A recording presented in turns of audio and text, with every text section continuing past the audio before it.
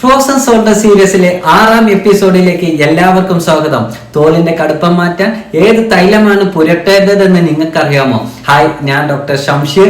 ഇന്ന് നമ്മൾ സംസാരിക്കാൻ ഉദ്ദേശിക്കുന്നത് ആയുർവേദത്തിലെ സ്നേഹനത്തെ കുറിച്ചാണ്. കഴിഞ്ഞ വീഡിയോയിൽ നമ്മൾ പറഞ്ഞത് ലേപനത്തെ കുറിച്ചാണ്. ആ വീഡിയോ കണ്ട് മനസ്സിലാക്കിയതിന് ശേഷം ഈ വീഡിയോ കാണാൻ ശ്രമിക്കുക.